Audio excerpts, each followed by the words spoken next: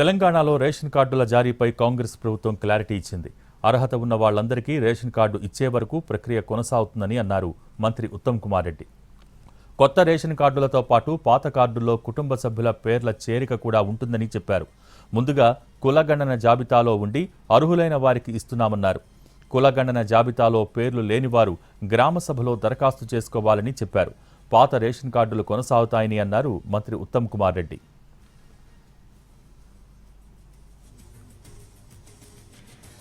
తెలంగాణలో రేషన్ కార్డుల జారీపై కాంగ్రెస్ ప్రభుత్వం క్లారిటీ ఇచ్చింది. అర్హత ఉన్న వాళ్లందరికీ రేషన్ కార్డు ఇచ్చే వరకు ప్రక్రియ కొనసాగుతుందని అన్నారు మంత్రి ఉత్తమ్ కుమార్ రెడ్డి. దీనికి సంబంధించి మోర్ డీటెయిల్స్ మా ప్రతినిధి చారి టెలిఫోన్ లైన్ ద్వారా అందిస్తారు. చారి, తెలంగాణలో ఈ నెల 26వ తేదీ నుంచి రేషన్ కార్డుల జారీకి సంబంధించినటువంటి ప్రక్రియ మొదలవుతుంది. దీనికి సంబంధించి 2-3 రోజులుగా కొంత ప్రచారంతో కొంత ఆందోళన వ్యక్తమవుతున్నటువంటి పరిస్థితి కనపడుతుంది. ఈ నేపథ్యంలోనే ప్రభుత్వం కొంత క్లారిటీ ఇచ్చేటువంటి ప్రయత్నం చేసింది.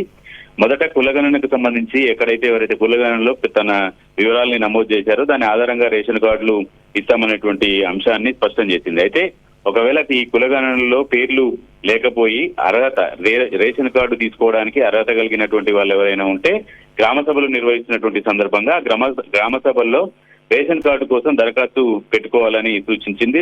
గ్రామ సభలో దరఖాస్తు చేసుకున్నటువంటి వాళ్లకు కూడా రేషన్ కార్డులను ఇస్తామనేటువంటి ఒక క్లారిటీ ఇచ్చింది.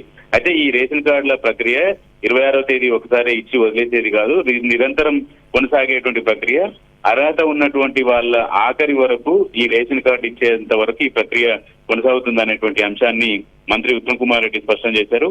వీటితో పాటు కులగణన జాబితాలో ఎవరైతే పేర్లు నమోదు చేసుకోలేదో అలాంటి వాళ్ళు కూడా తెల్ల రేషన్ కార్డు కానీ రేషన్ కార్డుకు అర్హత ఉందనుకోండి, అలాంటి వాళ్ళు కూడా గ్రామ సభలు నిర్వహిస్తున్న సందర్భంగా గ్రామ సభల్లో తెల్ల రేషన్ కార్డుకు సంబంధించినటువంటి దరఖాస్తును కూడా చేసుకోవచ్చు.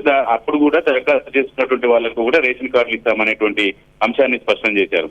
అర్హత ఉన్నటువంటి వాళ్ళందరికీ ఇవ్వడంతో పాటు పాత రేషన్ కార్డు, గతంలో రేషన్ కార్డులు ఉన్నటువంటి వాళ్ళు కుటుంబ సభ్యులు ఎక్కువ సంఖ్య పెరిగినప్పుడు పిల్లల పేర్లు కావచ్చు, కుటుంబ సభ్యుల పేర్లు చేర్చుకు సంబంధించినటువంటి ప్రక్రియను కూడా రేషన్ కార్డులతో పాటు పాత రేషన్ కార్డుల పేర్లు యాడింగ్ సంబంధించినటువంటి ప్రక్రియను కూడా ప్రారంభించినట్టు చెప్తున్నారు. అయితే పాత రేషన్ కార్డులను తొలగిస్తారా అనేటువంటి అనుమానాలు కూడా కొన్ని చోట్ల వ్యక్తమవుతున్నటువంటి నేపథ్యంలో పాత రేషన్ కార్డులను యథావిధిగా కొనసాగిస్తూనే అర్హత ఉన్నటువంటి వాళ్ళందరికీ కూడా పూర్తి స్థాయిలో రేషన్ కార్డులు ఇచ్చేంత వరకు కూడా ప్రక్రియ కొనసాగుతుంది అనేటువంటి అంశాన్ని మంత్రి ఉత్తమ్ కుమార్ రెడ్డి కొద్దిసేపటి క్రితమే స్పష్టం చేశారు. Thank you sir.